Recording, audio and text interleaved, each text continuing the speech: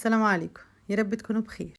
فيديو النهارده ان شاء الله هنعمل فيه السحور. ده كان سحور اول يوم رمضان، كل سنه وانتم طيبين. يلا بينا نشوف عملنا ازاي. بس الاول لو مش مشتركه في القناه اشتركي وفعلي الجرس وما تنسيش اللايك. ويلا بينا نسمي الله ونصلي على الرسول عليه افضل الصلاه والسلام ونشوف عملنا ايه. اول حاجه هنعمل الفول اللي احنا كنا عاملينه وشايلينه في الفريزر. جبت طاسه حطيت فيها معلقتين زيت ونزلت فيها بقرن فلفل كده وثلاث اربع حبايات طماطم مقطعاهم مكعبات صغيره.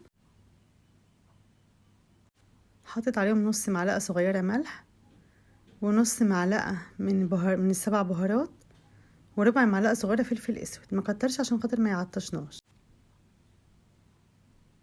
وحبه كمون صغيرين. اسيبهم بقى على النار، اغطيهم واسيبهم كده على النار يستووا لحد الطماطم دي ما تسبك خالص. وعلى عيني التانية كده كنت محمر بطاطس، غطيت بقى على الطماطم دي وسبتها لحد ما سبكت خالص. اول ما سبكت كده ونشفت انزل عليها بالفول، اهرسه بقى كويس كده بشوكه. هو مستوي كويس فبيتهرس بسرعه. حطيت عليه كده حوالي نص كوبايه ميه كمان واسيبه كده يغلي فيها، يبقى فيه بس حبه صوص كده عشان خاطر احط عليها الطحينه. كده خلاص استوى كويس وشرب كده من الصلصه وتسبك في بعضه.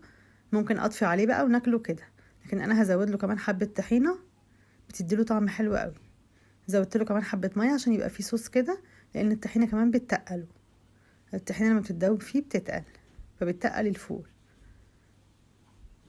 حطيت له معلقتين 3 كده طحينه من اللي احنا كنا عاملينها. هقلبها كويس بقى مع الفول، كل ما بتتقلب وبتغلي معاه بتتقل، بس بتديله طعم حلو قوي. بالطريقه دي بيكون طعمه حلو قوي. اسيبه بقى يغلي شويه، لو محتاج ملح او كمون او عايزه محتاج اي حاجه من البهارات حطيله. كده خلاص استوى بقى، هطفي عليه.